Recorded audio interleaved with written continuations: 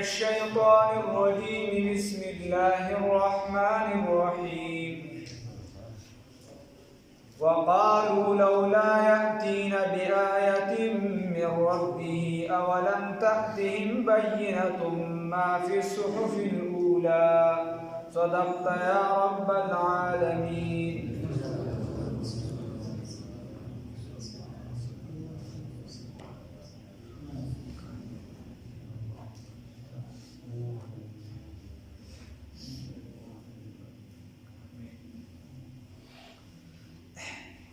آیاتونو کې الله رب العزت فرمای وې دې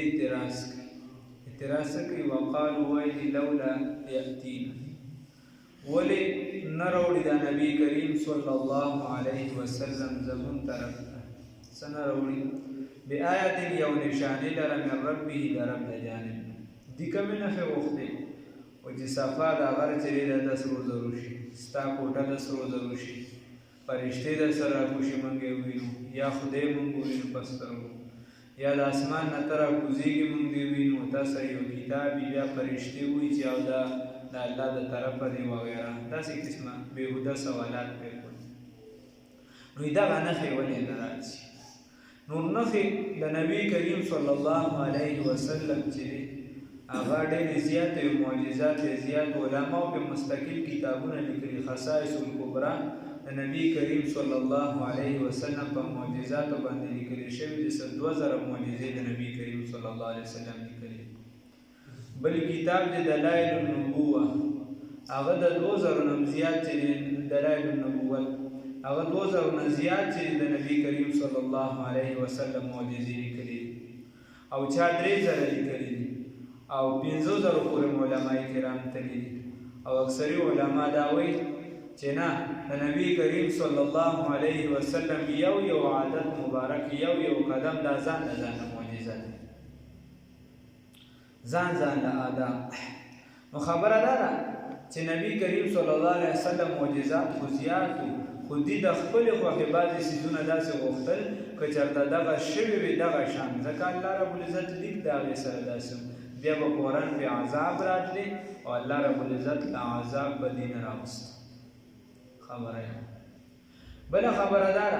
لکه معجزات یو عام مشهوره خبره ده دینا دی به تنګول کول یو پران د 14 سپوږمۍ وه نبی کریم صلی الله علیه وسلم ته عرض وکړ چې نبی کریم صلی الله علیه وسلم کته پیغمبر د سپوږمۍ ته اشاره وکړه چې دا دوه ټوکړي دا سپوږمۍ دوه ټوکړي کړه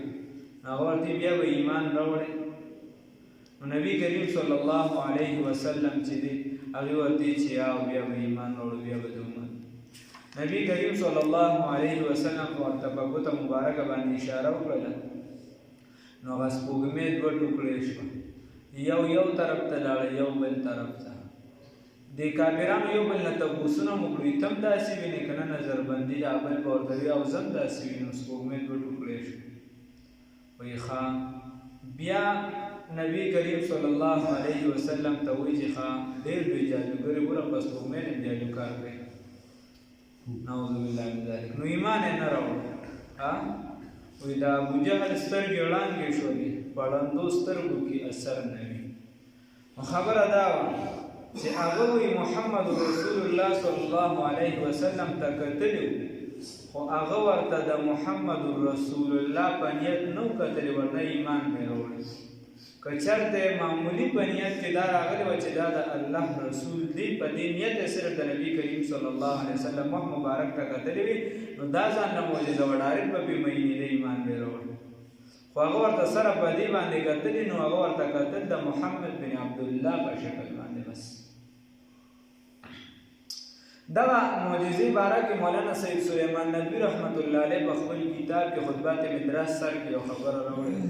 هغه خو د یو کس سره متعلق بیا دا لیکلي ده چې یو راجا هغه دغه معجزه لیدلې وای هندوستان کې او دا ما د هغې چې کوم مذهبي کتابونه دي غالبا چې کومه ژبه یې لیکلې دی په هغې کې خو دا ما په هغې کې بیا دا لیدلي دي چې هغه راجا د دغې معجزې د لیدلو د وجې ایمان راوړی دلته کې چې خدای پاک یې چاته نصیب کړي نو او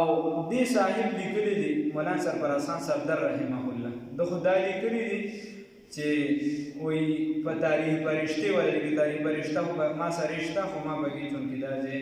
نه دی لیدلی ما داسې کتلی هم نه دی خو دا ځای زما نظر نه تېر شي دی وایي چې تاریخ پرشتې والا وایي چې په بامبې سره یو ریاست و کوم چې بامبې موږ اوسېدو دې سره یو ریاست و مالابار یا ملیبار دواړه ورته ویل کېدل او دغه ریاست چې دا د هندوانو او چې کله دا معجزه وشوه نو دغه خلکو دا لیدلې وه ده خو عامه ذکر کړی چې دغه خلکو لیدلې وه دغه سپوږمۍ دوه ټوکړې لیدلې وه نو دوی ځان سره تاریخ وغیره دا ولیکه بیا چې به کومې قافلې هندوستان ته راتلې چونکې هندوستان هم تاریخي یو ځای و تاریخي پړاو به دې ته ویلو شوه د سرو زرو مرغۍ تاریخي کتابونه نو راتله به خلک یوه قافله د عربو راغله د هغې نه یې تپوس وکړه چې داسې ستاسو ملک کې خو داسې څه خاص وجه نه ده شوې داسې دا سپوږمۍ دوه ټوکرې شو هغې ورته وایي چې دا زموږ په ملک کې یو شخصیت دی هغه دعوه کړې ده د پیغمبرۍ هغه دې ته اشاره وکړه دا دوه ټوکرې شو نو دې دلیږي چې دغه ټول یا قبیله وه یا وړوکي ریاست و څه محدود خلک وو دغه ټولو ایمان راوړ په دغې لیدو سره ممکنه نو خبر تاریخ فرشته لیکلی شوی دی په دغه حته باندې هندوستان باندې وغیره خبره دا ده چې الله رب العزت دا نورې نشانې دي بلای شي لیدلې وي جنګونو کې وغیره نو دوی دغه نښې دوی د خپلې خوښې نښې غوښتلې وقالوا ووایدي لولا یأتینا ولن راځي موږ ته بآیة نشانې یا ولن راوړي موږ ته دا پیغمبر صلی الله علیه وسلم نښو لره من ربه د رب د جانب نه یعنې معجزات کوم چې موږ غواړو د رب د جانب نه اولم الله رب العزت وایي اولم تأتهم آیا نه دی راغلي دوی ته بینة واضح دلایل واضح ما هغه څیز په الصحف الاولی چې په موسکی چې په صحیفو لومبنو کې د اهل مکو ته دا ووایه چې دا تاسو کومه کیسه کوئ ده په لومبنو صحیفو کې چې دي په لومبنو صحیفو کې خو ډېر په وضاحت سره راغلي دي تاسو اوسنۍ نه یادوئ نبي کریم صلی الله علیه وسلم پیدا نه و اتلس زره کاله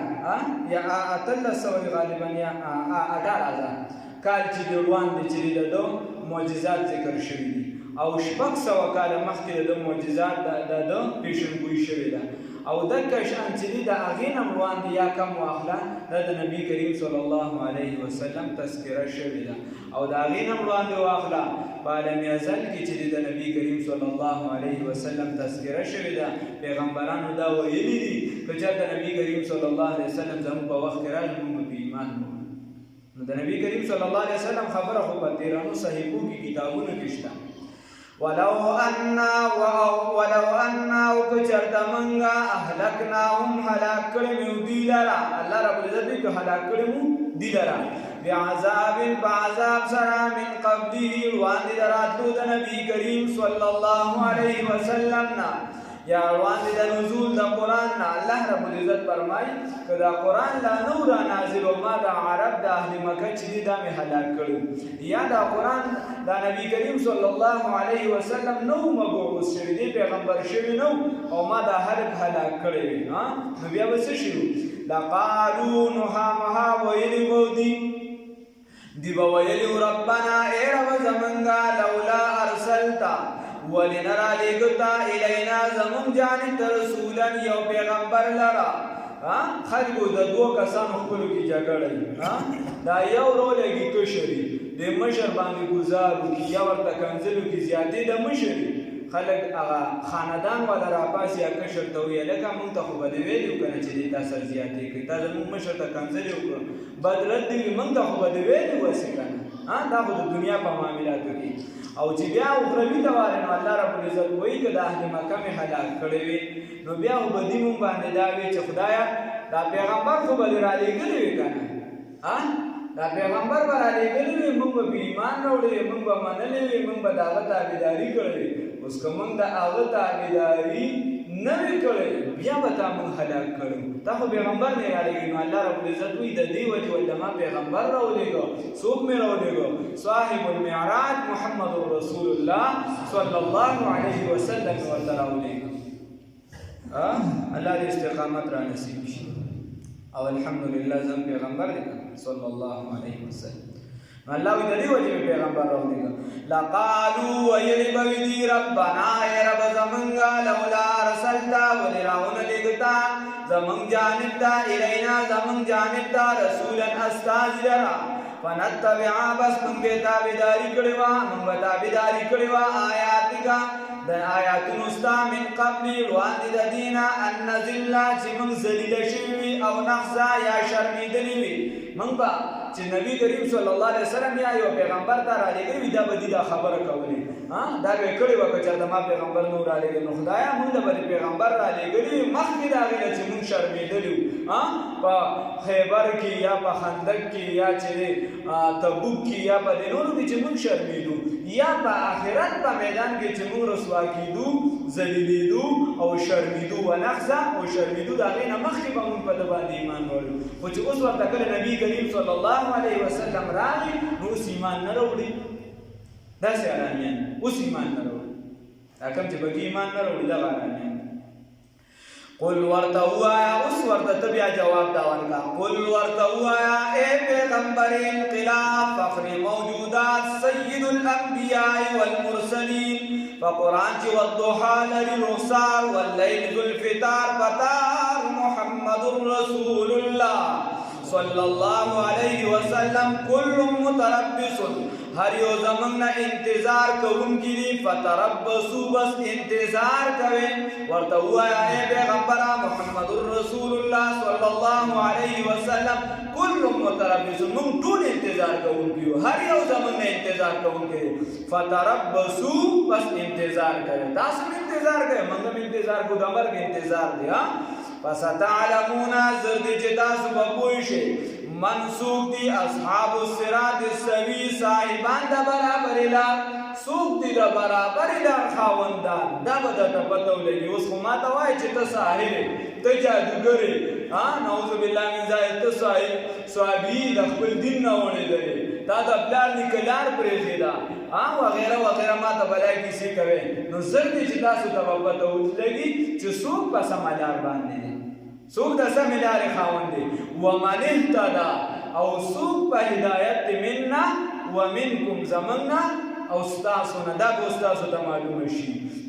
نو خبر ادا اللہ رب العزت دا سمالار را نصیب کرد اللہ استقامت را نصیب شی اوس په ژوند کې که یو کس په غلطه دی او زه په سمه یم یو کس په ټیک دی نو هغه هم وایي چې زه په سمه یم لکه د عربي شاعر وایي فسوف ترى اذا انکشف الغبار افرس تحت رجلک ام حمار وایي ای چې دا الودګي ډېره زیاته وي دا زلزل وي نو په تیاره کې خو پته نه لګي چې یو کس په اس ناست او که په خر ناست دی فسوف ترى اذا انکشف الغبار خو چې دا زلزل ختم شي دا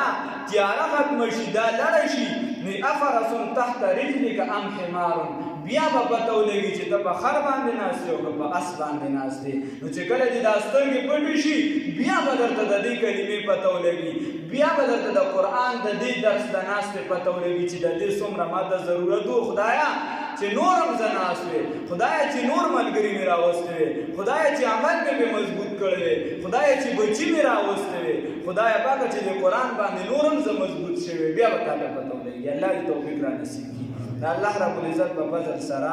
14 سپاره الحمدلله ختمه شوه